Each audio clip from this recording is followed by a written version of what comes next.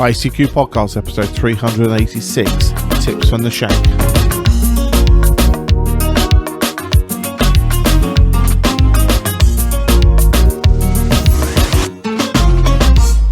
Well, hello, my fellow amateur radio enthusiasts, and welcome to this, our 386th episode of the ICQ Amateur Radio Podcast, supported this episode by our monthly and subscription donors.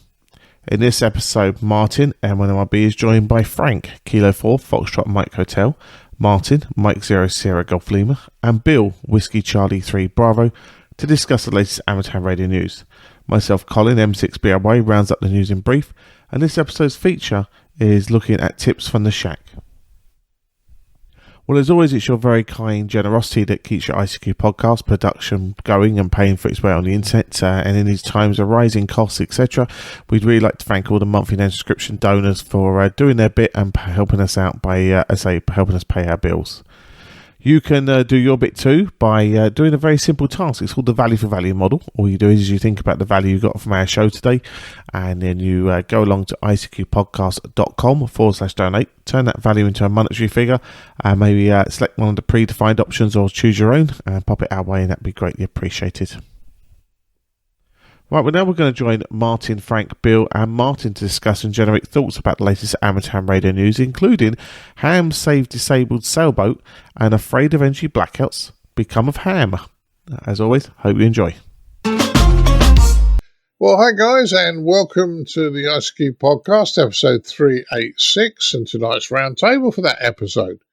Tonight, I'm joined by Mr. Frank Howell, K4FMH.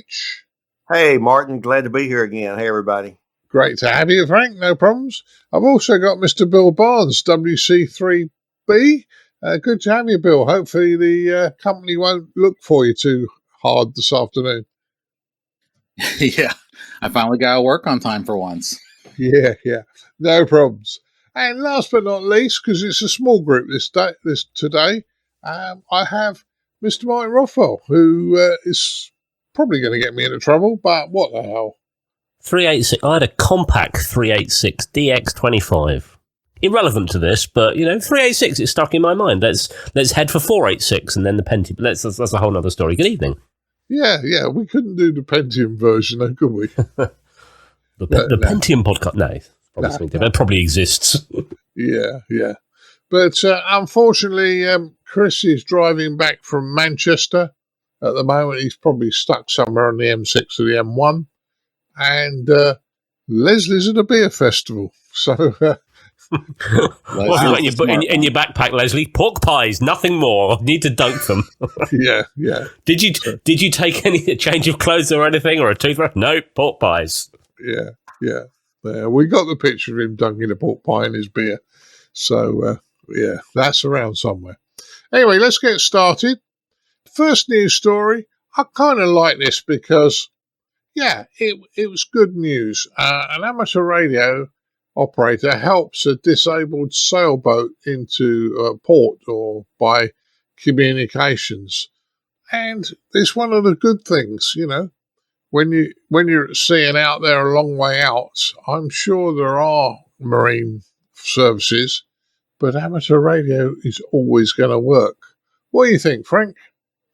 This is a great story. I must say that the ham's last name is one of great intrigue. It's Jan Socrates. And in our rehearsal, I said, well, at least there's no hemlock here in the story. I'm not a sailor. I admire sailors. I think it's a real challenging sport and a pastime. I happen to live on next to a marina and all that good stuff. She was there, and if people don't know where Cape Flattery is, it's sort of in the northwestern tip of the U.S. boundaries. It's next to Vancouver Island. One of my favorite places is San Juan Island, where a lot of people like to go watch the orcas jump and do all that.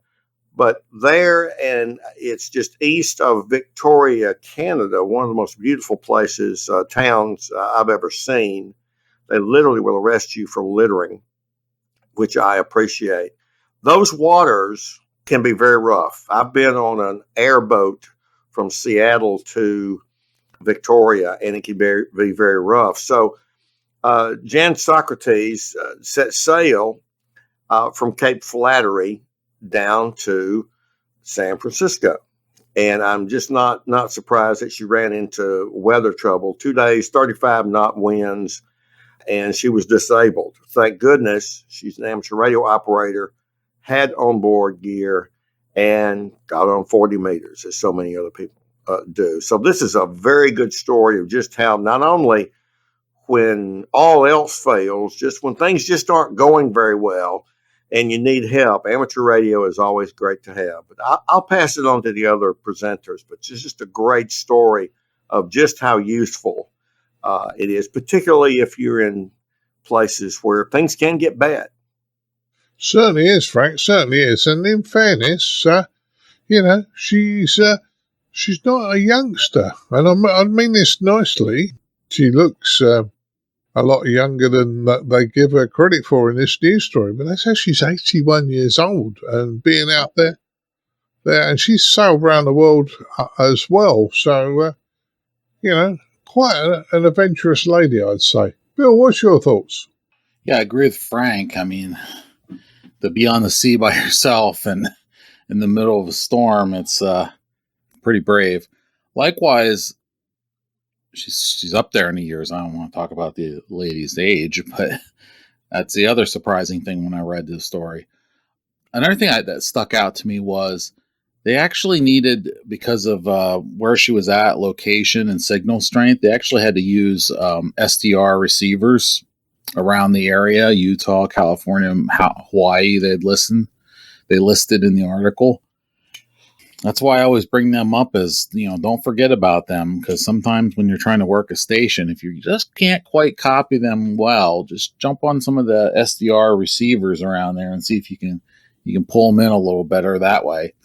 You use the internet and the locations that have the SDR receivers up to your advantage. Yeah, that's one thing that not everybody would think of. And, we've had a lot of new people come into the hobby in the last few years, and certainly through the pandemic, who probably not even aware that these SDR receivers are actually out there. So, good point, Bill.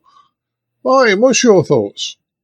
I like this. Amateur, as Frank said, we've always said before, when all else fails, amateur radio. It says 2 days of 35 knot winds and storms left her sailboat disabled and her onboard radio equipment marginally operational. Now, first thing I had to do was Google what 35 knots is. It's in something that normal people understand. It's about 40 miles an hour. So, okay, yeah, I accept that's dangerous. In that sense, kudos to you for going out in that kind of weather, because seriously, you wouldn't get me on a boat on my own ever. But there's this part of me that says, where's your backup marine radio? You're out there at sea. This is your lifeline. Like, mobile phones don't work at sea because they're reliant on networks that are on land, and the antennas face in land.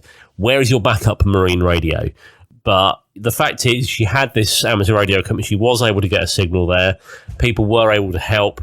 It said she was getting updates on wind speeds and other things like that from the amateur radio people. And I think, yeah, great, very, very helpful.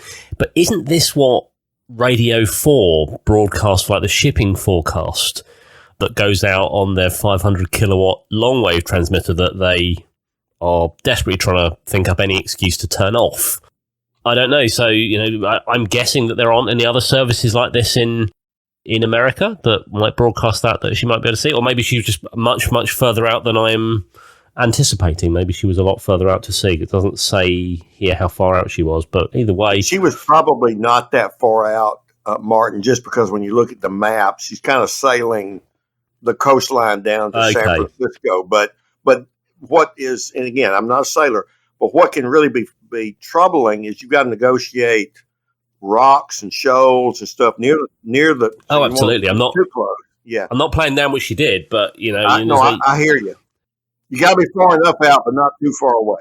Yeah, I mean, I have a friend who flies small aircraft, little Cessna aircraft and things like that, and he said that the day he ever went out and his radio on the plane failed, he said I was so scared. I mean, there are things that you can do that you indicate your radio's failed. But he said from that day on, I just have a handheld radio that I just take in my bag. So the one on board goes, then I can use this. And logic to me said, would you not just do that anyway? Especially if you're going out to sea and your life could literally depend on it. But you can't rely on their always being able to get yes, you'll always get a contact with amateur radio. You can always get the contact through, but you can't necessarily rely on the kindness of people to always be there, because you might have issues. There might be sunspots, there might be things that do prevent it and make it a lot more difficult, especially if you're is it called piloting, captaining a boat?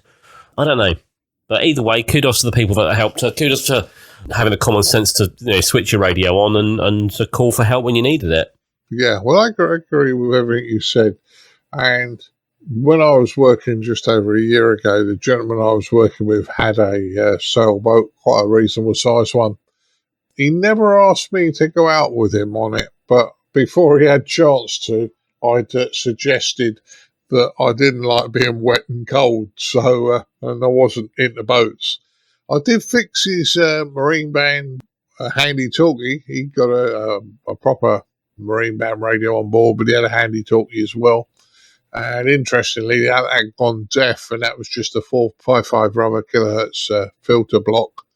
They do tend to play up and get there, so that was replaced.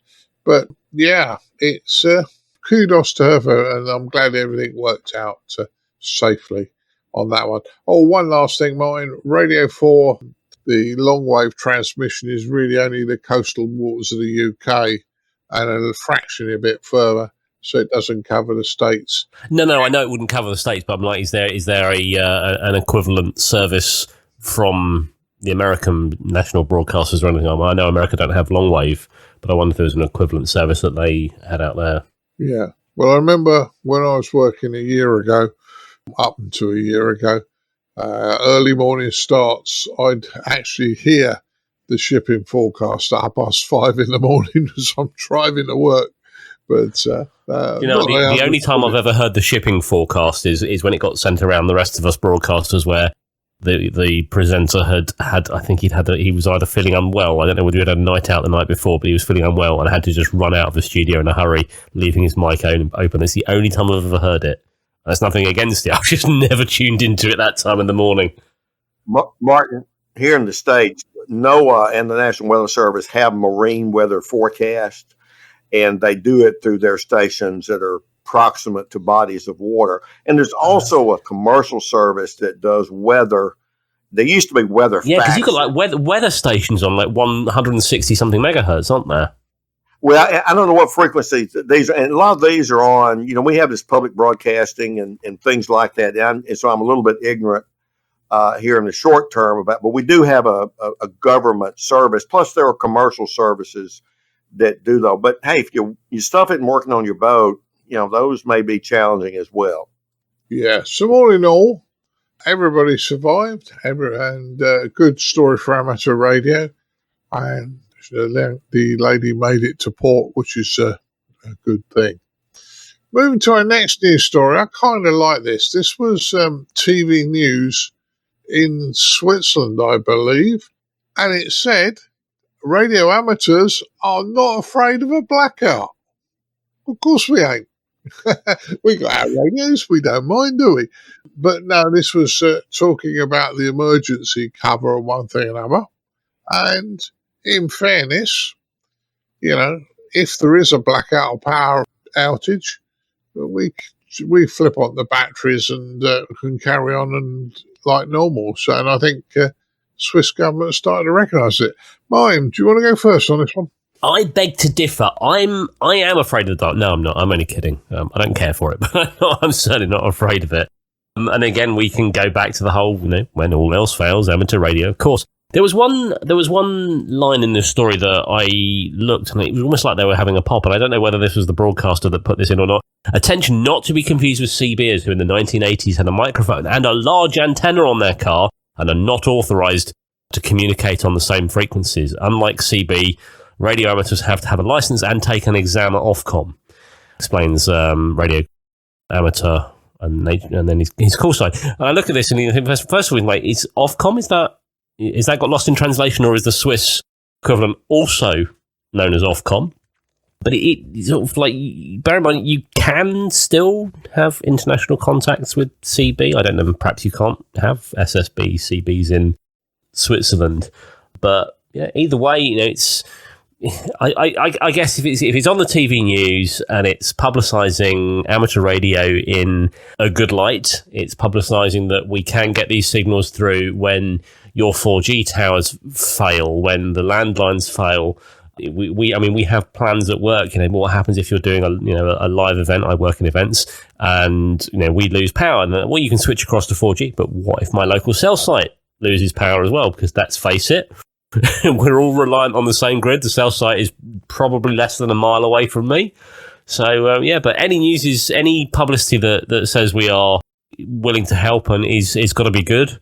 I just stop dissing CB. If you don't understand the technology, don't reference it. No, the problem is though, in the 70s, early 80s, CB was massive. It became a victim of its own success in some ways, but yeah, the Ofcom is also the name of the Swiss authority, Martin. So yeah, okay.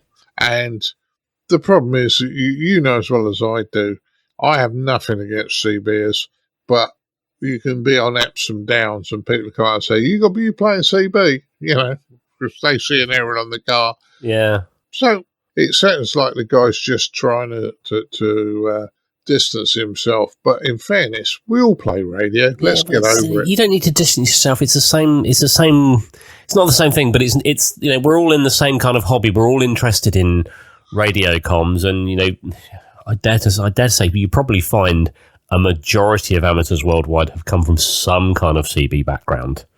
I'm not saying it's like everyone. I'm not saying it's in the 90%. Even if it's like 51%, I reckon there's quite a lot of us who have. It was just like, I just read that and I thought, don't have a pop of them. They're doing all right. Leave them alone. Yeah, agree with you. Bill, what's your thoughts? I pretty much agree with Martin here. This is basically a publicity article of the Swiss equivalent of Field Day, because that's at least what it sounds like. They had a Swiss emergency contest on the September 18th. That's pretty cool. I like contesting. But in general, the article highlights a reality for a lot of us that we want to go out, we want to get portable. So, I'm going on vacation next week. I got the solar panel ready to go. I got the charge controller and I got the battery, and we're gonna do some. Hopefully, I'll get some soda activations while I'm out, because I'm going to a currently undisclosed soda location that I'll talk about when I get back. But it's part of the hobby in a lot of respects for a lot of folks. And the article was very complimentary about the whole process they went through, and just talking about it, and exactly what Martin said is true. During an emergency, more often than not, the cellular system's down, at least for the first 72 hours. So I think it's good to practice this kind of stuff as well. You're dead right. And I remember when the tubes in London got bombed on 7/11, and the network, even though the cellular network was up, there is a hierarchy of phones that can use it, and the general public phones basically get disabled. So You know what, that is true. I think it was 7/7, wasn't it? And it was. I remember that because all our phones died, and there was a story that came out that a lot of the emergency responders left their phones at home on that day as well. Yeah, stupidity. Yeah. But no, you have to have a phone of a certain priority level to be on all the time, and most public don't have that. So, yeah. Frank, what's your thoughts? I had began my career in the news business in a small market radio environment. And I later taught a course on the sociology of news when I was on the faculty at Texas Christian University in Fort Worth. So a lot of times these stories that people, like us, Martin, kind of go, hey, what's the deal with CB? Why bring this in?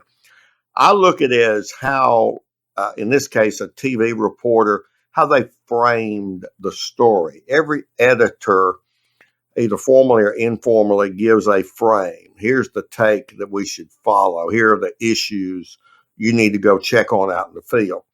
So it just tells me that TV station and their editorial team, they're confused about what CB is versus amateur radio.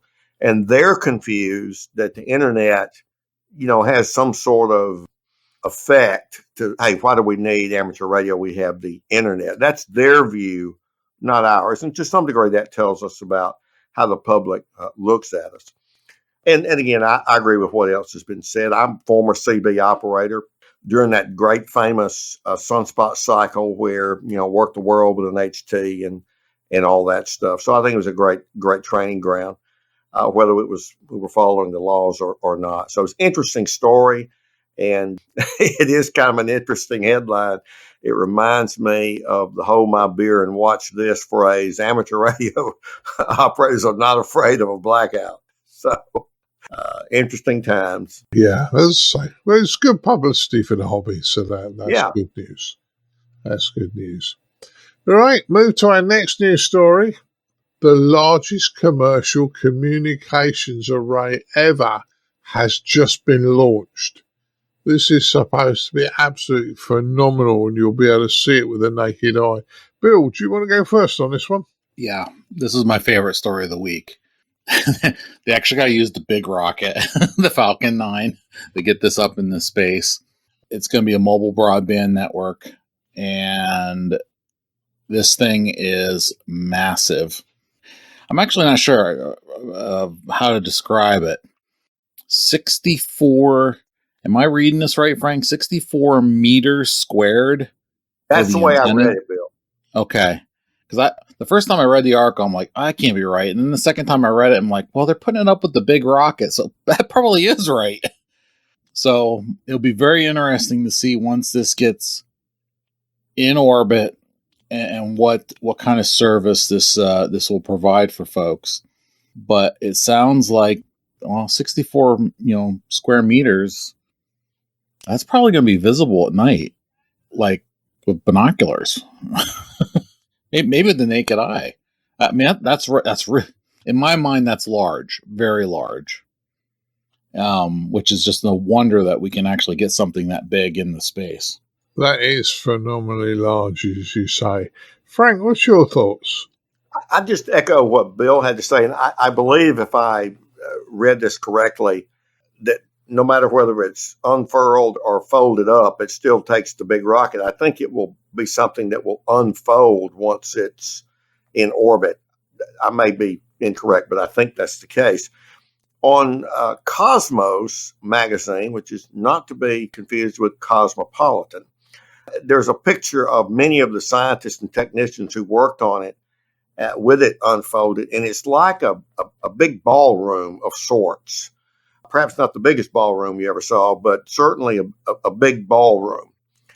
And it is not only scheduled to be visible with the naked eye, it might outshine all the stars and planets that we would see with the naked eye.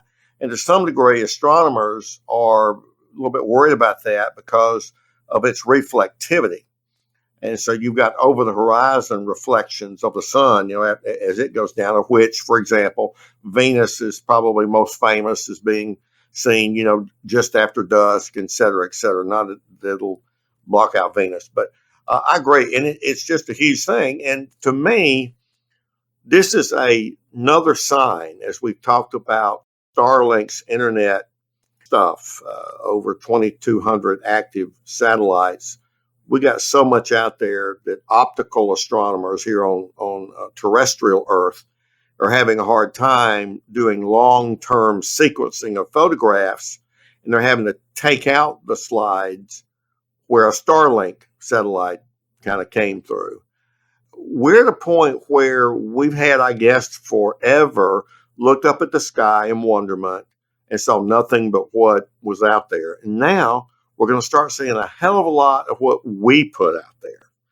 So this is just I think a signal event, if you will, pun intended, for changing of our night skies and perhaps day skies as well.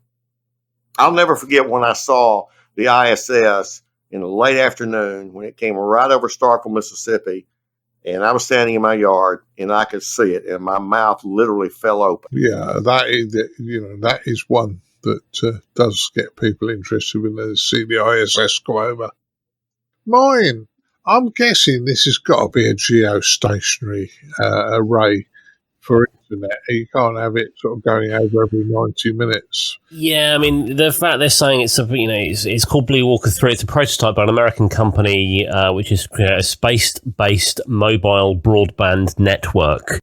And it's got to be, because if it's a broadband network, you're going to lose signal every 90 minutes or whatever, aren't you? So I guess it would have to be.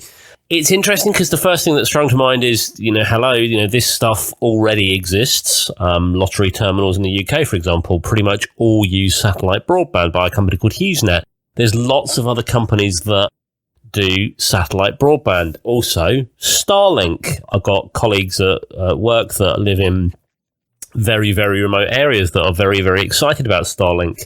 I'm yet to be sold on it, but, it's an interesting idea.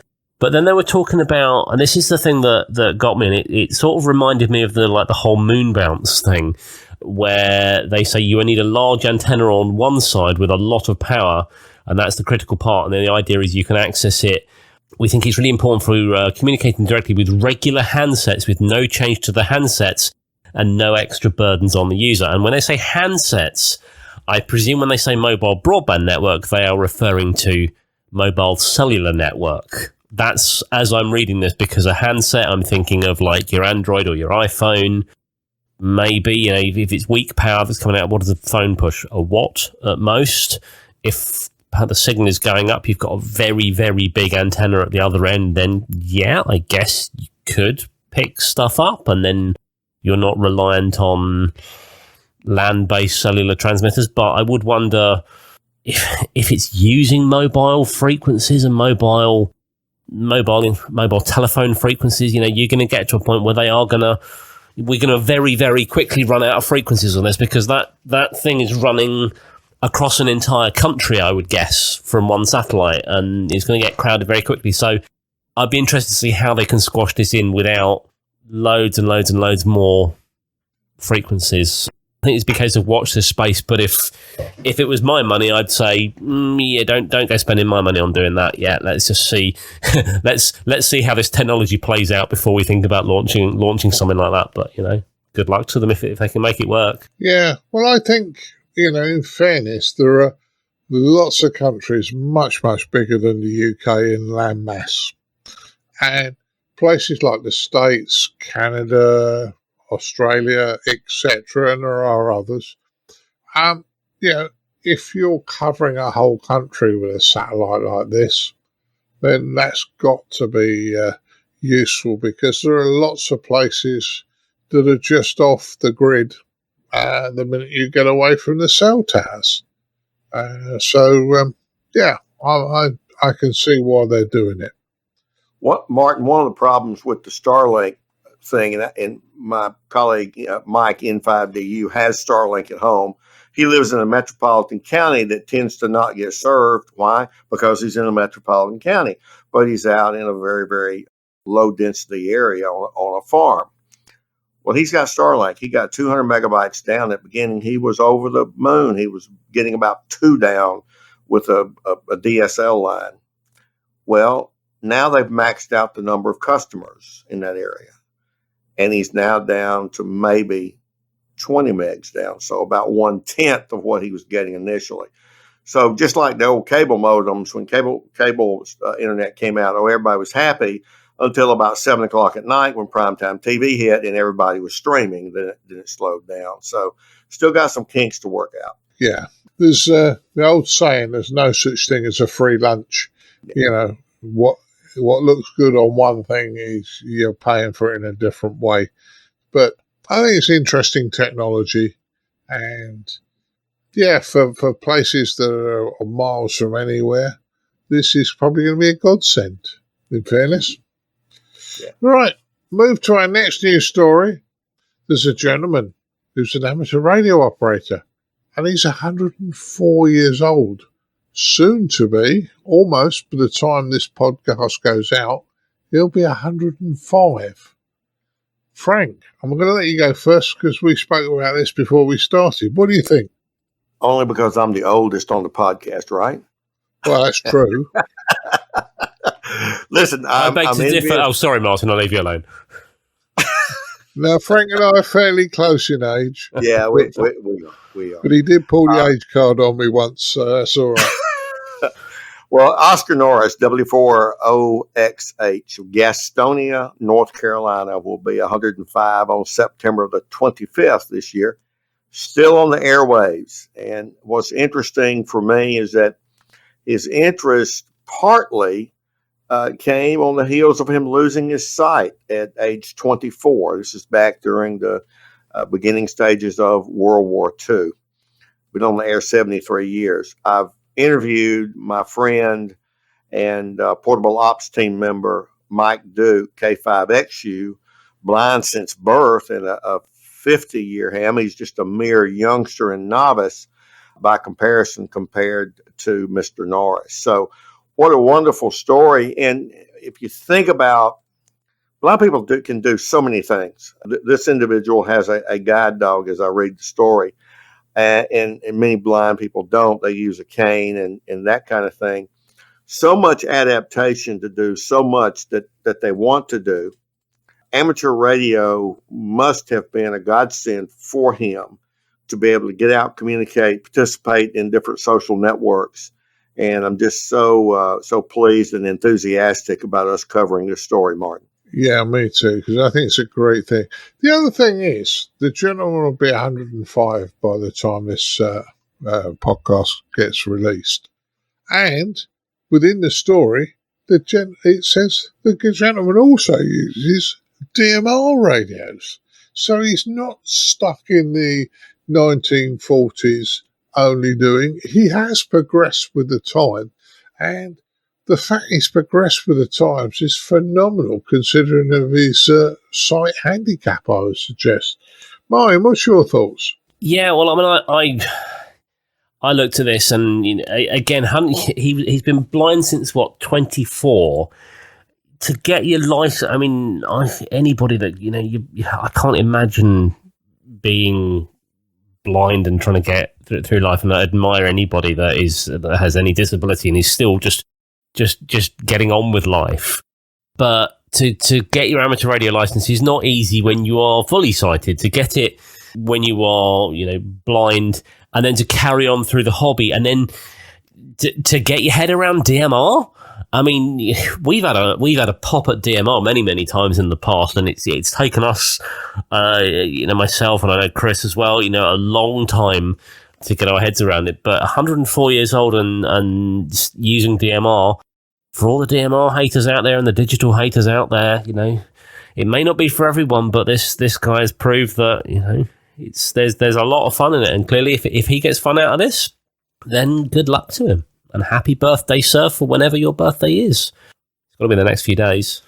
Oh, 25th of September. There we go. Well, we have a very visually impaired ham near us. Not going to mention his name and call sign, but he is actually, some of the things he does and gets involved with, and he's always been interested in the hobby. He is a real ambassador. And I completely agree. Yeah, the poor guy can't see further than like 3 inches in front of his face, but he'll still have a go at construction and things like that. Yeah. Do you know what I gave? I won't say his name, but you know, I gave him a lift home once, and he just told me where we were. I'm like, how do you know that? Yeah. I was shocked, and I guess it's the thing of, you know, like, if you lose one sense, you learn to use, or you learn to use your other senses more, or, you know, your sense of smell and your hearing, and whichever way you're going, it comes to you. And I guess it's a similar sort of thing here. But, you know, if fair play to you. I'd take my hat off to you. If I was wearing a hat, I would. I'd take my headphones off, but they'd squeal. Yeah, agree. Bill, what's your thoughts on this one? Aside from happy birthday, Mike really don't much to add other than it's really cool. He's been licensed since 1949, 73 years. So I am 41 years behind him. So that's really cool. And it just proves the point, though, when I say to folks, this could be a lifelong hobby for you. Amateur radio can be. And happy birthday again, Mr. Norris. Yeah, I think he's done very well. And I remember having a conversation with Mrs. B. She was going out with my daughter to see Colin many moons ago. And for some reason I was working and I couldn't get out there. And her and my daughter were going out. And she said to me, "But mine, won't you be lonely on your own for a week?" And I picked up the fist mic and said, "With one of these, you're never lonely." And that is a true statement. So that's the good thing about our hobby. All right, I'm going to move to our next news story. I know, Mr. Rothwell, you read this the same with me and thought this is a load of rubbish, but when we read it properly, it said first 40 megahertz SSB contact from the UK to South Africa. The 8-meter band. I think you and I both read it as 40 meters and thought, what? Well, that stuff is special. Weren't you, Martin? Yeah, I mean, I read this and I just looked like, what is it? Why is this even a story? You know, who cares? You know, first 40-meter contact to South Africa between the UK and South Africa. Like, whoop-de-doo, I've done that several times, you know, in the last year probably. And then again, I sort of just like, no, he can't be. You know, Martin can't have been drinking this early in the evening. He must have, you know, had something else going on. I read it again, 40 megahertz, so the 8-meter band. Yes, it's an interesting band, I guess, to experiment with. I know Ireland's been playing with it for a while, and I guess, you know, 8 meters. It's, you know, I guess it's somewhere, you know, between, you know, one of these between 6 and 10 meters. So it probably has some of the similarity, the similar properties of either. I doesn't say here, but I'd be interested to know what equipment he was using to do that. I guess it would be a transverter of some sort. I'll be honest with you, I didn't know that you could get a license or an NOV for 40 megahertz in the UK. I didn't think that was available to us at the moment. You're going to say that. We probably covered it on this show, but I'd be interested to know more. And curious, what is aside from, obviously, you know, amateurs now, what is actually at 40 megahertz in the UK? What do we use it for? Because I'm pretty sure there's probably not that much down there anymore. These mobile phones, cordless phones maybe, but most of those have gone off the air since DECT and things, but be curious. Yeah, I don't think there's much down there. Might be some military stuff, but yeah, so I don't think there's much down there anymore. The cordless phones were just above 30 megs, weren't they? So yeah. There were like baby monitors around 49 megs and the old walkie-talkies you could get. Yeah, kids' walkie-talkies at 49 megs. 4986, yeah. Which is just below 6 meters, but yeah. So who knows? Frank, what's your thoughts on this one? I'll have you know I loved my walkie-talkie, but... Well, so you should, Frank. I'll bet you had a Dan Dare one, didn't you? Well, I had one that had a broken whip, like all the little cheap whips that came out on walkie-talkies. It was a Radio Shack one, and my biggest problem was keeping batteries in it when batteries weren't so plentiful.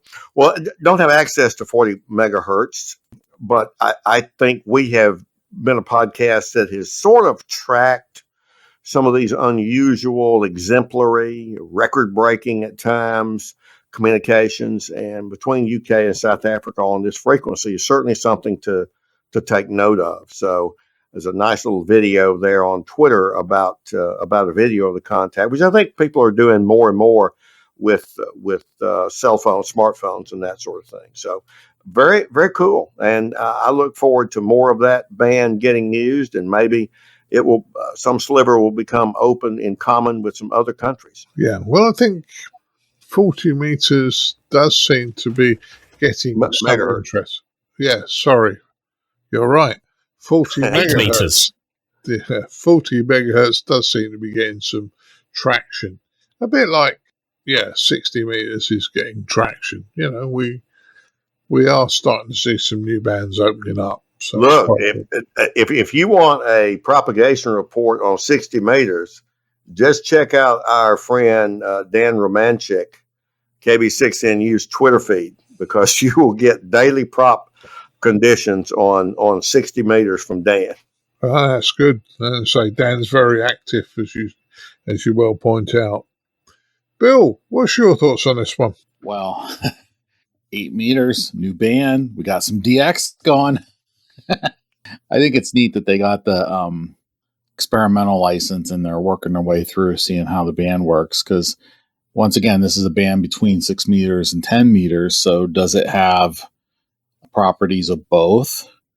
Or is there a spot where things change over? So I think there's going to be a lot more experimentation with this. I think we're going to read more articles in the future that are going to tell us some very interesting stuff that's going on with this band. So it's very exciting.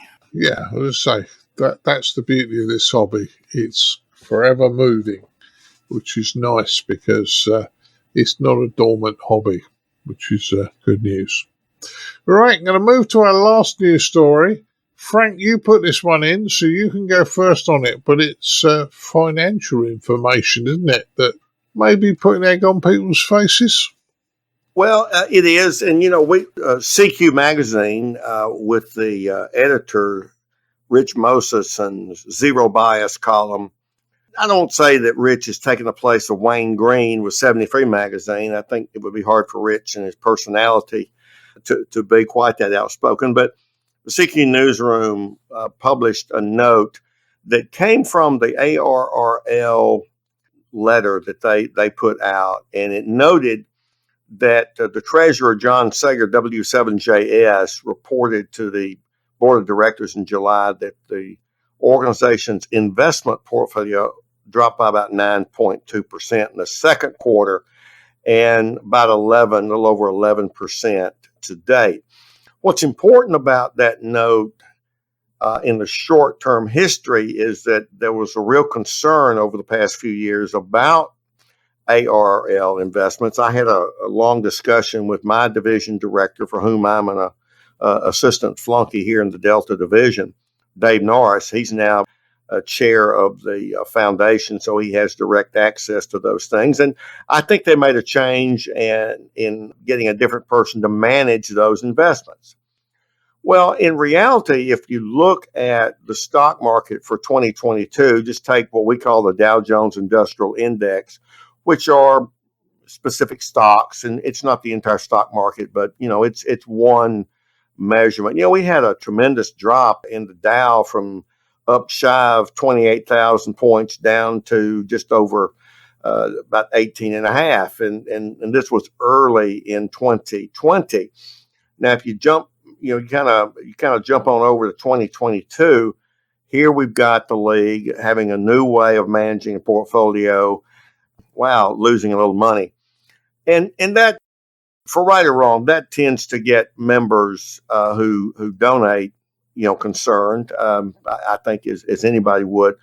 One little side note that is related to the overall financial portfolio business for the league, not just their investments, but their overall operating capital, is they really only mentioned in their 2021 annual report that the Paycheck Protection Program for the Small Business Administration during COVID was a program that many businesses got involved with and made use of and got grants or loans that were supposed to be paid back, but then depending on how well they did with retaining employees, could be forgiven. The American Radio Relay League had not mentioned that they applied for and received a loan of a little over $1 million, $1.05 million. They said that 87 jobs were at risk, ostensibly that they would have to lay off 87 employees due to COVID. And that loan was approved on 4/30/2020 through the local bank that they use there as part of his standard things. Now, just to put it in perspective, the ARL is in the radio, television, broadcasting, and related sector in that loan program. And their loan was 82% higher than the average for the radio, TV, broadcasting sector. If you think about it, think about a radio station, think about a TV station, 87 employees would make that a very large station.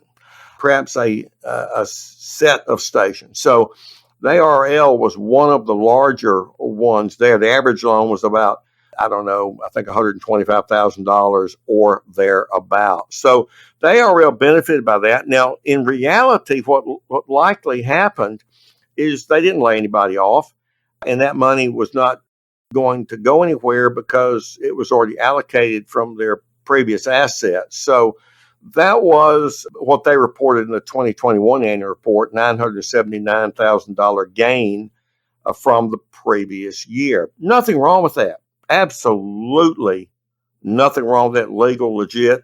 Anybody would say they should have done that. Did not disclose it until it had been already paid back. And I guess the punchline that I used in the rehearsal as we went through our stories was that if you don't give to the ARL, well, you do now. Well, you do if you're a member and you live your side of the pond, Frank. Hi. Well, yes, and thank you, Martin. That if you're a taxpayer, you've given now, so you're quite correct. Yeah, don't worry, Frank. Martin and I get screwed by the UK government in this country as well. So one way or another. Bill, what's your thoughts on this one? Yeah, this was an interesting one in general because from my point of view, if you were a small business that qualified and you did not apply, you probably made a bad business decision not applying because it was a very challenging time. The country basically shut down for a couple months, where it was basically the hospitals and the grocery stores and everything else was pretty much closed. So they made a good choice as far as I'm concerned by even applying for it. But yeah, I always am worried about disclosure.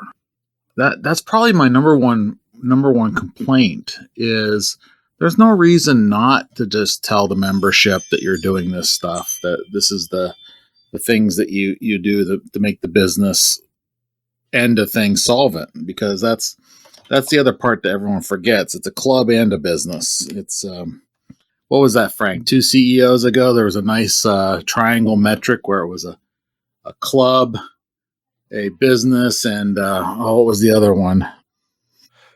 Yeah, I can't remember. Yeah, I can't remember, but I love that graphic because I think it truly encapsulated what the ARRL is. Oh, a lobbying body for a regulator. So overall, I don't think it's a bad thing, but once again, it's something that, there's a lot of goodwill easily gained by just disclosing things up front, saying, "Hey, we're doing this.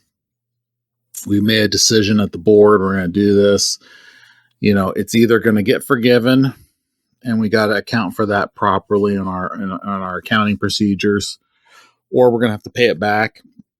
Either way, everybody needs to know about this, because that's the thing is businesses that are not for profit, which I actually don't remember if ARRL has this or not, but there's a lot of rules and regulations about how you have to keep your books, and it's just a business risk if you don't keep your books appropriately.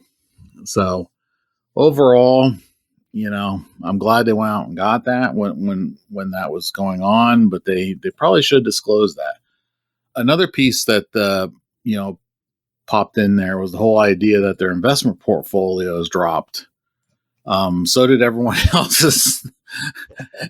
Anyone that's pretty heavy in the stock market for investment portfolios took a pretty hit. So that wasn't surprising to me at all. But once again, it's a disclosure item, so at least they brought that one up, and that's about all I have to say on that. Yeah, I think we have to realise that there are usually two parts to an organisation, a national organisation. There's the business side and there's the members side, and the people that run the business side for us and one thing and another, who generate revenue for the society.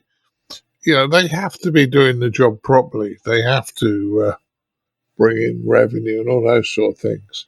And while members can't always understand what they're going on, I think transparency is important, because if somebody makes a good decision, it will be forgotten about. Somebody makes a bad decision, then they get harangued. But yeah, we do tend to remember bad things and not the good things. Martin, what's your thoughts? I know this is not UK, but what's your thoughts? Well, I agree with you. Transparency is important. It's, if you're open about what you're doing right at the start, then people can't get upset. It's when you try and hide things or you keep quiet about things and hope no one finds out, that's when things can hit the fan. But, other than sort of agreeing with you, we get screwed by the UK government, I don't really think I have very much more else to add on this that hasn't already been said by Bill and by Frank. Yeah, well, that's a good one. And just as a real side, going off at a tangent, I do get asked questions about the ICQ occasionally and ICQ podcast, and I get, somebody will come up on the talk group and our chat away and say, "Why so and so and so and so?" And in fairness, I have no problems in telling people. It's not a big secret. There's very little I won't tell you. I mean, I won't tell you what the password is to the master system out on the internet, because password 12345. Oh bugger! Sorry. You would promise you wouldn't tell anybody. No, in fairness, I won't tell you that. But the question the other day, why is it called the ICQ podcast?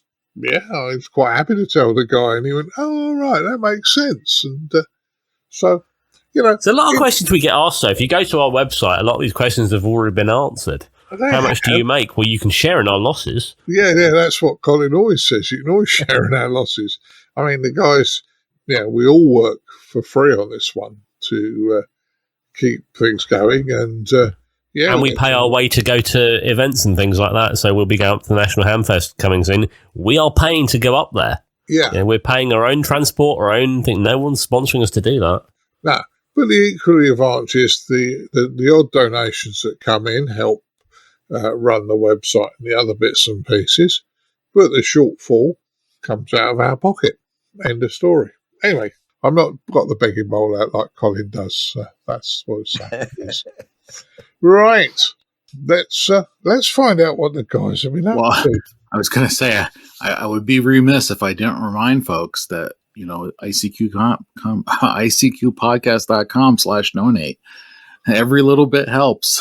Yeah, it does. It does, in fairness, Bill. But we wouldn't say if you don't donate, you're not getting it. It's something we do, and we appreciate help. Right, Bill. I know you're on a hard stop like mine is, so we're getting fairly close to wrapping up. What have you been up to since the last time we chatted? A lot of things. So. It's been a little bit since I've been in there. So I did do the 13 colonies contest back in July. Full clean sweep, QRP, even got the France station, all CW. Boy, did I work a lot of soda stations. I'm just scrolling through the log here. I had a computer crash in the middle of August, and I had to reload the Shack PC that runs the Flex software. So the Linux, the Raspberry Pi is fine, but I had to reload the Windows one that has Smart SDR on it.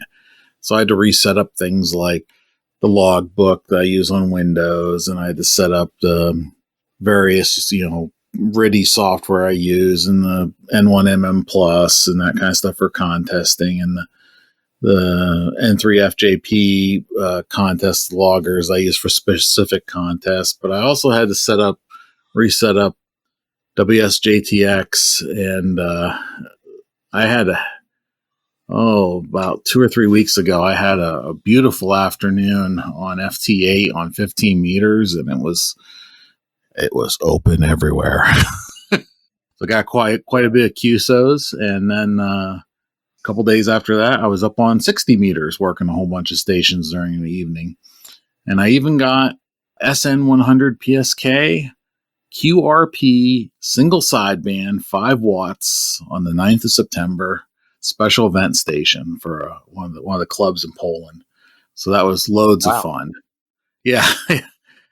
The bands are alive with the sound of SSB a little bit now that we're getting a little enhancement there from.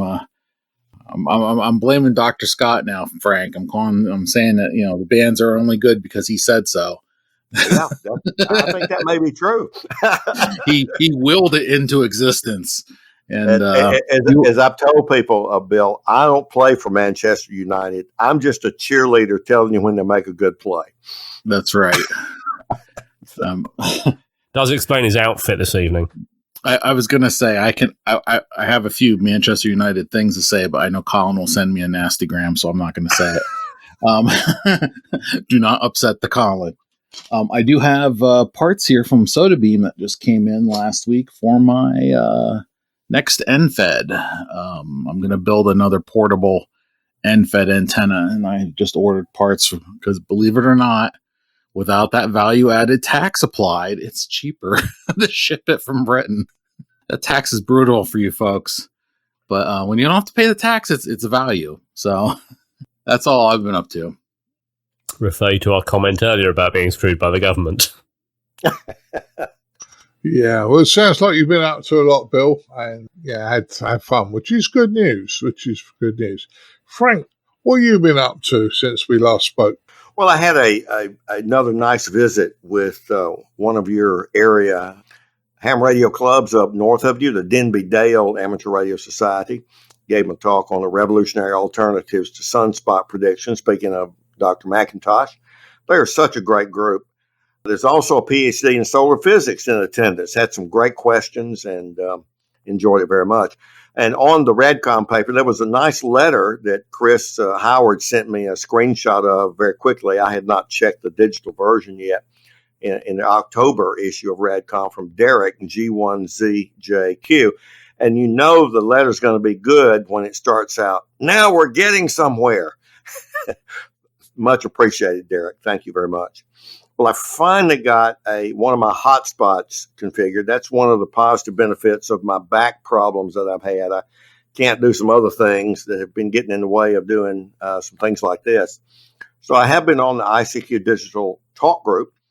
Unfortunately, I was traveling in Atlanta last Saturday when I had planned on trying to get involved in our latest gathering there on the talk group, but my hotel Wi-Fi wouldn't let me connect. My cell phone wouldn't either. There were some issues there, and I'll get those glitches worked out on Pi-Star.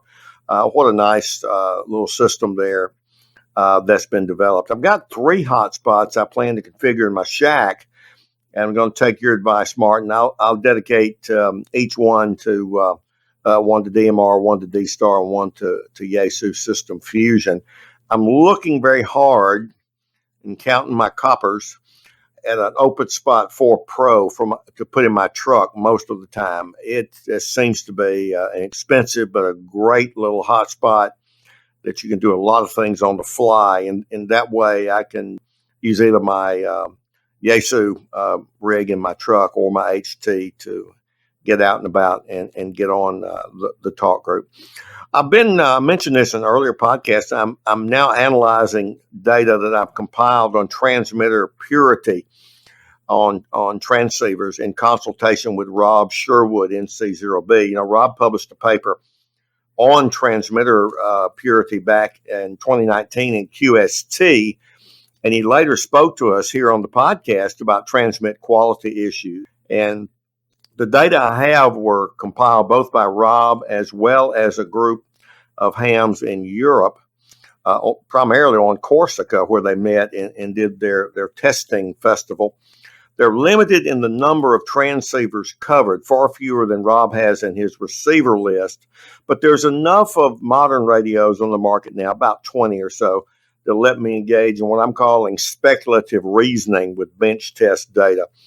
And the paper, which will probably be in 2 parts, will be completed in draft form soon. If you buy a transceiver that's got a better transmitter and it's got less noise, doesn't have as much sideband splatter, doesn't have as bad of CWT clicks, is it a better receiver? Is it just the same, or is it different? Or does it cost? What do people think about it on eHam? So I'll put the transmit part in what I've been doing, with analyzing that as well. And I'll mention this as a final side note. I had built earlier from some halogen lights that I had replaced in our kitchen over the sink. Ordered them on eBay, and they came in, and they were not silver, but in fact they were gold. So my XYL put the kibosh on that, so I got the right one. So I had these extra halogen lights, and I mounted them in a little $5 resin ammo can and put a steel lead acid battery in them. And boy, they worked great. A lot of bright light, but they got real hot, and they would run the battery down quick. So I've built version 2 of what I call my Franken light box. Obviously, my name is Frank, and so this is an odd duck. So off of eBay, I got I think it was $11, a 12-volt, 70-watt LED flood panel light. I mounted that on one side of another little resin ammo can and put strips of 12-volt red LED lights on the other, and just a simple toggle switch to either select red lights or the brighter panel light or turn it off. And I just bought a cheap LiFePo battery mounted inside there. I took this to a club meeting at the Jackson Club where I gave a talk to them last week. And when I turned it on, I think even Mike Duke, the blind since birth ham, could see that light. This is a good item for portable operations if you stay past sunset, Bill, and you're there and you got to get your antennas and things down. Probably have less than $50 in it, all told. I'm sure I have less than that. Extremely bright floodlights. So if you're out in the woods or somewhere, or if you need rescuing and you know a little Morse code, you've got something to go there. Martin, that's about it for this time. Well, that's very interesting, Frank, and you've been very, very busy. One thing I will say to you, though, is if you're running multiple hotspots in your house, try and spread them out. I made a note of that. I made it, and I plan to do it. And I think I've got the places where I can get them spread just a bit. Yeah, because they're quite small. They don't look intrusive, and I'm sure your missus won't spot them for a while. Well, and two, just to give Andy a plug, the Pi-Star interface, you run it from a browser, manage it from a browser anyway. So it's not like you've got to see the Nexian screen on top of it or something. Yeah, very true, very true. But the MMDVM boards are as wide open as a barn door. So if they're too close to each other, they do interfere with each other, as you well know. Right, Martin, what have you been up to since we last spoke? Not as much as the other guys. I have obviously been on our talk group a fair amount. I had a couple of contacts on 4 meters the other day, 70 megahertz, and quite enjoyed that. Just doing some testing. And the other thing I did actually recently was I had to explain some very, very basic radio theory to some of my colleagues. And you might think, well, why do they need to know that? But they were programming up radio mics, and they were trying to understand why we couldn't fit more radio mics together. Now, we have a fair number. I think we've got maybe 30 or 40 private licensed frequencies for program making and special events for our radio mics. But there is a band, it's called Channel 38, which is like 606.5 to 613.5, which we have a license for, but you can sort of put your microphones anywhere in there. And I was trying to explain why you couldn't get more than 10 microphones in that space. And my colleague just looked at me blank. So I took my SDR play in, got the spectrum scope, and I switched the microphone on. And then suddenly you can see, there's this. Right, then switch another microphone on, and you can see how close they are. Right, now let's move this microphone a little bit closer in frequency. And oh, look, it's actually now interfering with that. You can hear it. And look, if you look on there, you can see in the visualization of what's going on the air. I could see little cogs turning, and my colleague said, "Oh my god, that's so obvious!" And yeah, so I got quite excited when we were doing that, and it's prompted a few more questions. A few of the other guys at work have, tell me more about this. How do we do this? And how do we find non-intermod frequencies? And it's one of the mic manufacturers, Sennheiser, gave us a formula that works it all out for microphones, and it really, when you get your head around it, there's a lot more to it than you think. And amateur radio operator for the win. Hey, exactly. So yeah, that's what I've been doing, but otherwise not very much radio. Well, it's certainly radio, Martin, and it's also promoting it to people that are not in the hobby. So you show your knowledge, which is always good. Right, what have I been up to? Well, I had a 12-hour digital voice day last week. And in fairness, I've got to thank Mrs. B for her support. She became my tea bitch that day, and I was pretty much in the shack 12 hours. It's a long time. I spoke to a lot of people, and a lot of people spoke between each other. So, not as many people I would have liked to have joined, but it wasn't only me talking to some of the guys. Some of the guys had discussions amongst themselves, which was really, really good and what it's for. Since then, I've had a few people tell me that they were listening, but they didn't call in, which is a shame because, you know, they could have taken part, but not too much of a problem. Did work an Australian, a VK5, John. I won't give you a whole call sign out because I haven't got it in front of me. John, he was just listening to DMR and he thought, hang on a minute, I don't want to go on one of the big, very, very busy talk groups. What else is available? And he spotted ICQ podcasts. So he linked to ICQ podcasts, listened for a while. Then he gave me a call, which was great. And he had got no idea what the ICQ podcast was. So we explained to him and we told him about the podcast. And I'm sure that John has become a listener. He said he likes podcasts and listening to them and DMR. So that was a win-win. Part of the system was the new system. Part of it was the old system. They're parallel running at the moment. And some modes you come in by one and some you come in by the other, but they're all linked together at the moment. And it held up.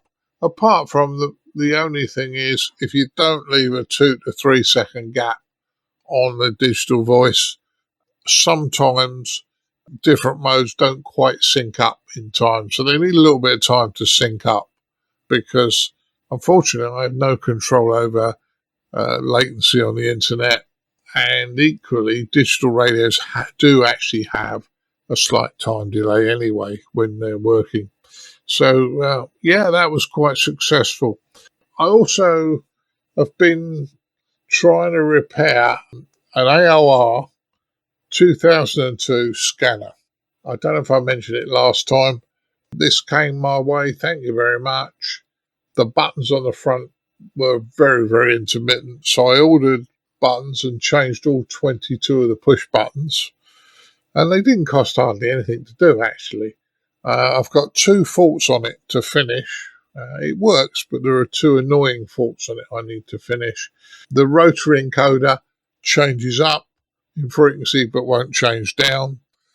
And the S meter is showing full signal even with no aerial in it. So I've got an S meter fault and a rotary encoder fault. But hey, that's something for me to play with, and I'm enjoying myself on that one. On the hotspot front, guys, I know that a lot of you go, Tame broke, don't fix it. Why do I need to do these updates? Blah, blah, blah, blah, blah.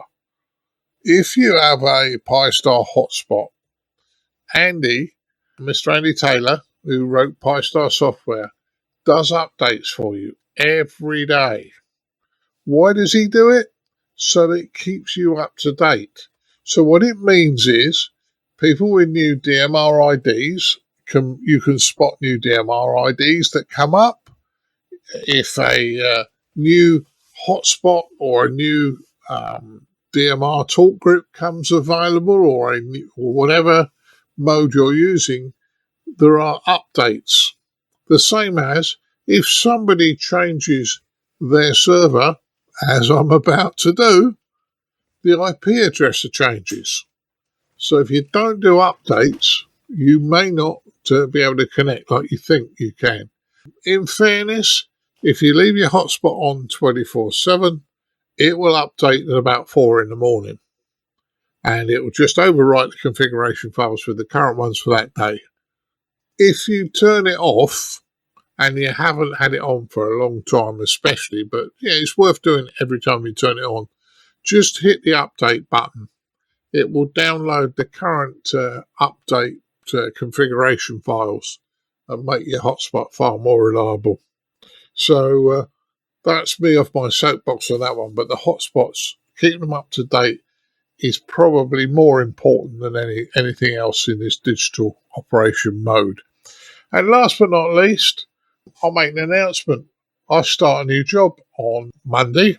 I'll tell you more about it when I've been there for a little while, but I start a new job. I've been retired for a year, and now I'm going back into the employment. So I'm looking forward to that. Right, so what's left for me to do now is just thank the guys for coming tonight. I'd like to thank Mr. Bill Barnes, WC3B. Thanks for joining us, Bill. Bill's left us. He's obviously had to drop out. I'd like to thank Mr. Frank Howell, K4FMH. Glad to be here, Martin. Always a pleasure. Yeah, great to have you, Frank. And last but not least, my friend Budgie. 10-4, good buddy. It's been an absolute pleasure. Yeah, I enjoyed it. I apologise to any Americans that I might have just offended with that really, really bad accent. Only those in Texas. Only those in Texas. You appropriated their twang exactly. What's a Texas county man down in Arkansas? You started him off, Frank. I'll have to write the apology letters. I love that film. I so love it. Yeah. Oh, dear. Anyway, nice to have you guys on board with us tonight. I'll say 73s and we'll continue with the podcast. 73, guys. Yeah. 73, guys. Keep your amateur ham radio podcast advert free by donating less than a length of coax. Visit www.icqpodcast.com/donate now. For all the news, links and information, visit www.icqpodcast.com.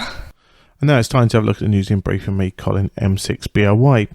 We start with news here in October. The 40th annual AMSAT Space Symposium and General Meeting will be taking place on the 20th to the 22nd of October. Yeah, it starts off with a board directors meeting and then goes into the general meetings, night social club and auction, a banquet reception, and finishes off actually with an ambassador breakfast. That sounds rather magnificent. So I say lots to get involved in there. It's taking place in the Crown Plaza in Minneapolis near the St. Paul International Airport. And say there's lots of complimentary services, etc. there to local attractions, etc. So we'll create a link on the ICQ podcast webpage for you if you're interested in attending this wonderful event, which is the 40th annual AMSAT Space Symposium, taking place later on this year in back end of October. The Tucson Amateur Radio Packet, ARRL and ARDC held a digital communications conference in Charlotte, North Carolina last weekend, and the groups have kindly made available their conference videos available from that day. So certainly lots of interesting topics and information on this for you. So again, we'll pop a link to this for on icqpodcast.com for you to check out. Emf calculations are still obviously very important, and the RSGB in the UK have announced a trial version 2 of the EMF calculator app. This version removes the restriction on frequencies below 10 MHz and the minimum separation of near-field boundaries. So I say the app is being released as a trial version, and the RSGB team would welcome any feedback. So I say opportunity to update the app if you have it, and say certainly get involved from there. Okay, then we're going to head over to our features episode. This episode's feature is Tips from the Shack. As always, hope you enjoy. And now what you've all been waiting for, this episode's feature from the ICQ podcast.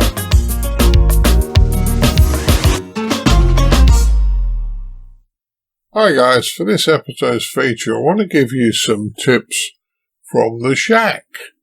Now, some of you may have heard these before, some of you might know them. I usually find when people give me tips, there's always something I didn't quite understand or didn't know. So hopefully this won't be too boring. But this is the sort of thing that I'm getting asked fairly regular, so I thought I'd cover a few of the items. Now the first one I wanted to talk about is a thing called the Japanese industry standard screwdrivers. Now, I might have spoken about this before, but it's very, very important. Most of our rigs come from Japan. The Japanese industry standard screwdrivers are a different pitch of crosshead screw to the Phillips or the posi drive. So when you use a Phillips screwdriver, they don't quite fit. And what tends to happen is you end up burring the top of the screw and making a horrible mess. And seeing as that we pay a lot of money for our rigs, I think it's important that we have the right screwdrivers. Now, the pet set I purchased, I bought for under $20. It was a set of about 6 screwdrivers, and they've worked very, very well. You can tell when you fit them into the screw that they fit in deep, and when you use them, you don't have to put as much down pressure, and they don't burr the ends up. So, for very little money, if you're going to take your rig apart, or even if you own a Japanese car, think about it. They use the same screws on those as well. So it might be worth investing in a set of Japanese industry standard screwdrivers. Next thing is, I was going to talk about this because I was being chatted to at the club about this, and they were saying, do I need an external speaker, and the sound on my radio's horrible. Well, when you look at it, most of our radios have the speaker mounted on the top. So we sit in front of the radio, but the sound goes straight up. And we hear pretty well. But if you're out in a noisy environment or out in the field, having that speaker on the top is not a lot of use to you. Now, you could put an external speaker on. However, there are lots of designs on the internet, and I'm going to call it a audio funnel. Basically, you funnel the audio towards you. So you could actually make a small paper device that you can stick on top of your radio, and that would then force the audio towards you. You might use a piece of plastic plumbing pipe, with 90 degrees on it to funnel the audio towards you. There's no one way of doing it. And if you are in the field and struggling and you haven't got anything else with you, you can always cup your hand behind the loudspeaker so that it directs the sound forward. That may help you when operating portable. Now, if you're like me, you've probably got lots of wall warts, these little devices that come with everything for charging all sorts of devices, and they come in multiple voltages. And in fairness, often when you want to find one, because you might have thrown the device away because it was useless, but you probably kept the wall wart. And when you come to find one, it might not be the right voltage for you. So I was chatting to somebody the other day, and they suggested I should look at DC to DC converters. Well, I went to the local auction site, had a quick look, and there's some great DC to DC converters there. You can put in 3 volts and get up 3 volts and get up to 28 volts out, and anything up to 2 amps for a little more than a few pennies. So they're not expensive, and they look quite interesting. You put your input voltage in, you adjust the pot, and for the output voltage you want, and it can be anywhere between about 5 volts or anywhere between, say, 3 volts and 28 volts, which is quite nice. However, on looking at the spec, and I haven't tried one of these yet, but I'm about to, on looking at the spec, the oscillator runs at 1.2 megahertz. I'll lay money it's a square wave, and the third harmonic of 1.2 megs is 3.6 megahertz. Oh dear, that is in the middle of the 80 meter band. So the third harmonic, you might be getting interference if you use one of these devices with a wall wart, and might cause you all sorts of problems around 3.6 megs. Now, if you do decide to use one, obviously you can cut your cable from your wall wart. You can solder the 2 wires on the input and the 2 wires the output, and away you go. And to make things tidy, could actually run some heat shrink sleeving over the top and shrink it down. That will protect it quite nicely. So there are options for it. You could use it for charging radios. If you go abroad and you need to charge your radio, for argument's sake, my ICOM ID92D, it charges on 12 volts. You can put 12 volts up it. But if I haven't got a 12 volt power supply with me, I could probably use one of these little devices with, say, a couple of AA batteries that you can buy anywhere in the world. And from 3 volts, I could boost up to 12 volts for charging. So there's a little ideas that I think I'm going to look at them. I do need to check the harmonics out. And last but not least, you could use these for running QRP radios, off of a couple of AA batteries and then just boosting the voltage up. Now, the next thing I was going to talk about was homemade probes for multimeters. Some of this I've probably covered before, but I'm still getting asked the questions. Now, when you go out and buy a multimeter, if you don't spend a lot of money on it, stop first and have a look at the probes.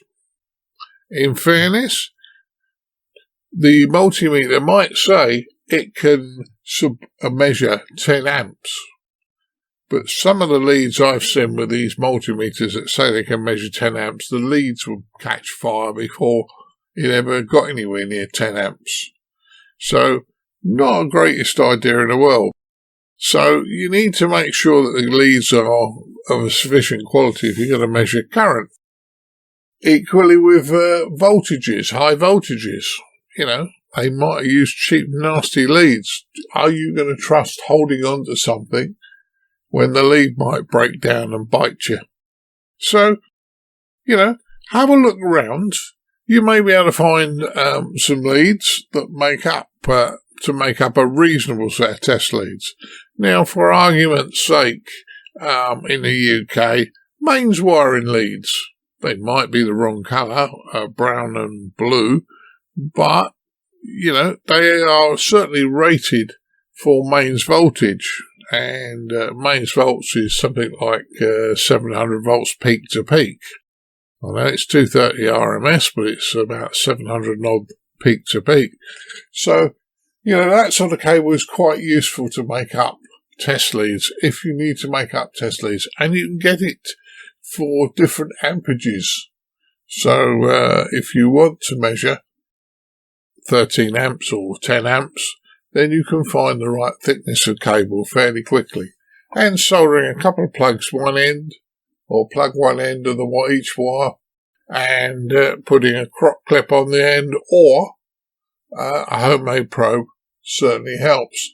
Now, I had to do some very fine work the other day, and none of my meter probes were that fine. I mean, when you're working on surface mount technology, some of this stuff is like grains of sand. So, I managed to have a nice word with Mrs. B. She furnished me with a couple of darning needles.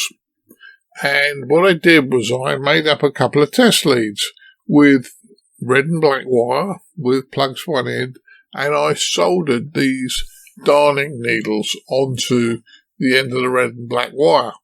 Slipped some heat shrink over them so that it was insulating me anyway, although it's only going to be used for low voltage. I don't want any capacitors pick up. Slipped over, and a very sharp darning needle is quite good to use as a test lead for measuring very, very fine things. Now, if you haven't got red and black, and you've got to say blue and brown, or in whatever colours you might use in the States, you can always put a bit of heat shrink, a short piece of heat shrink over the tip end and the plug and socket end, just a small bit, so that you remember which one is actually the red and which one's actually the black. And if you're worried about that. So, little bits and pieces there. Measuring surface mount components.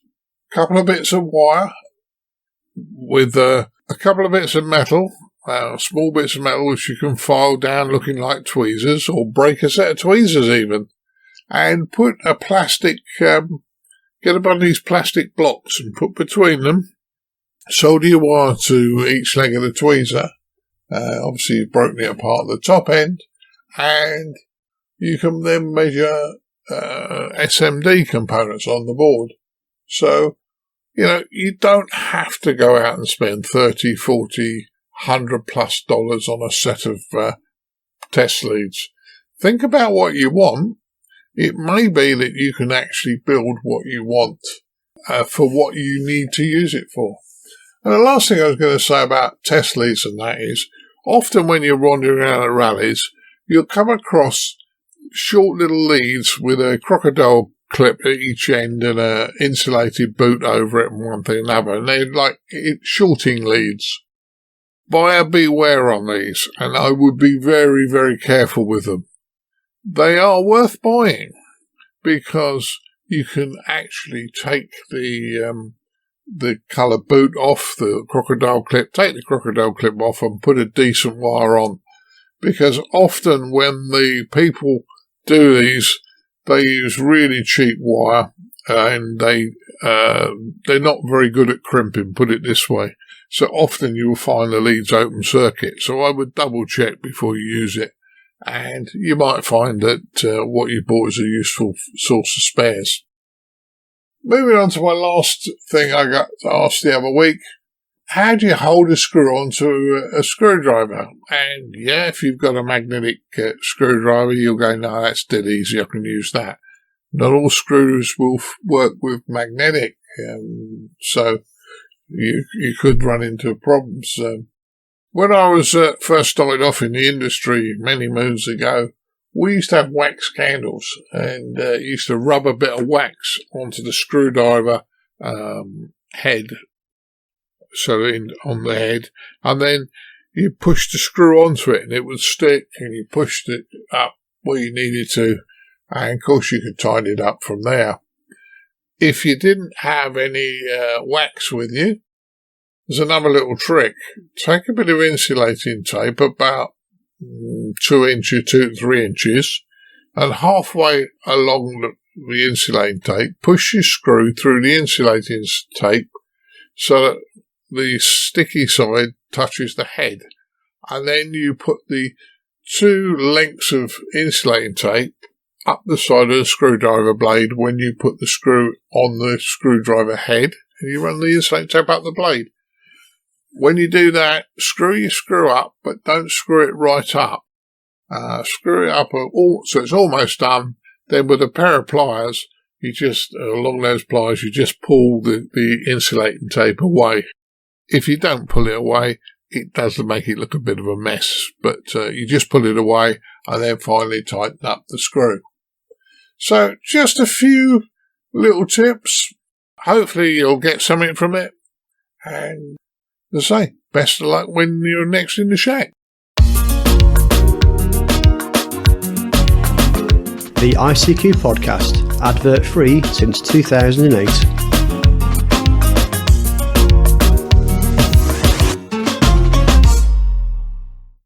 Well, hi everybody, really hope that you enjoyed our features episode, Tips from the Shack. And as always, it's one of the ones that generates a lot of feedback and notes, etc. So let us know what you think by going to icqpodcast.com and clicking on the feedback section and all the content of the section there, and let us know what your thoughts and your ideas are as well in relation to those tips on the Shack. So they say there to get your teeth into.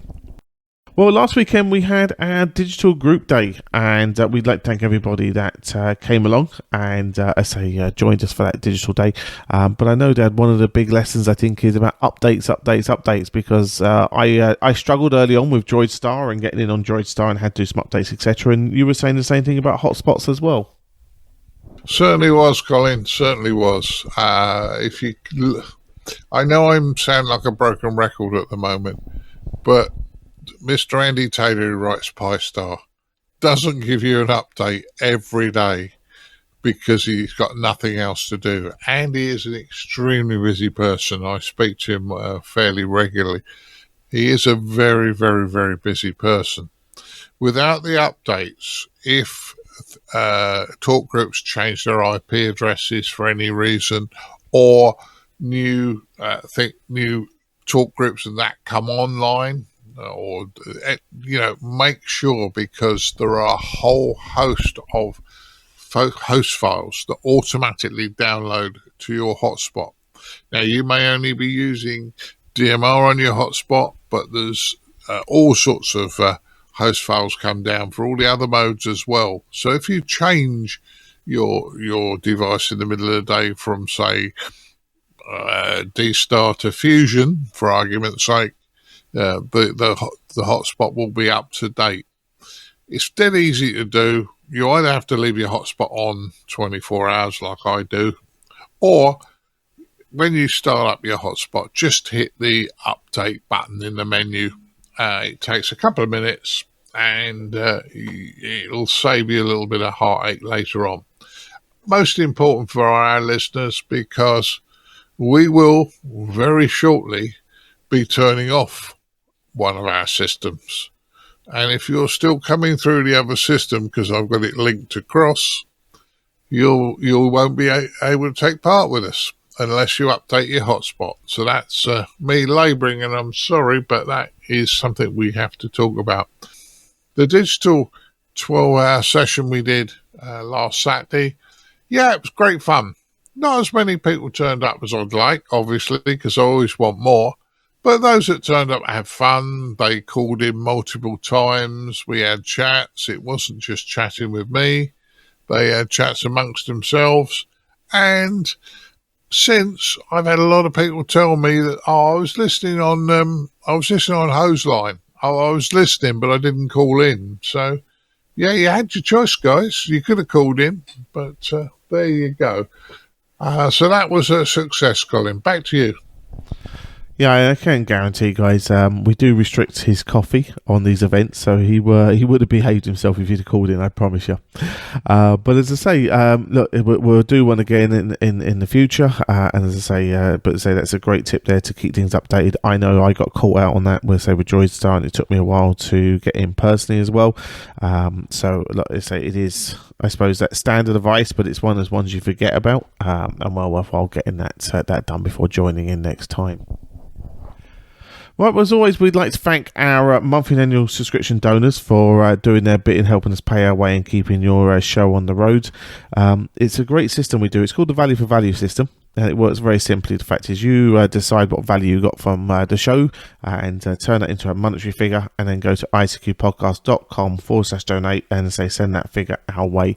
We put that towards your show and keeping it on the air, etc. And as I say, in any future developments, etc., we do from there. So as I say, it all goes back into the pot at the end of the day. Now, as always, we'd like to thank the guys who joined us on the News Roundtable. We'd like to thank Frank, Kilo 4, Foxtrot Mike Hotel, Martin, Mike 0, Sierra Golf Lima, and Bill, Whiskey Charlie 3, Bravo, for taking part in the News Roundtable there with us as there. Now, we're coming into conference season in the UK very soon, and we can confirm the ICQ podcast will be in attendance, orange shirt and all, at UK Hamfest, which will be taking place in a few weeks' time in Newark in the East Midlands of the UK. So say anybody going there to that event, feel free to look us up. I think we've got 5 presenters confirmed going. Predominantly the UK Irish team will be heading there that way for that event. But as I say, we'd love to shake hands now we can, now post-COVID, and as I say, see you all again in person. So feel free to catch up with us from there. Right, I think that just about wraps up everything from our end, Dad. I think that just about covers everything. So I think the last thing now to do now is, as I say, to look after Mrs. B with a lovely cup of tea, and hopefully find her a lovely treat to go with it, and enjoy your weekend. Certainly will, Colin. And Mrs. B and me are going to sit down and have our cup of tea in a minute, and I'll find Mrs. B a nice treat. So there you go. 73's from me. And 73's for me, guys. We'll catch you all again in a fortnight's time. 73's all.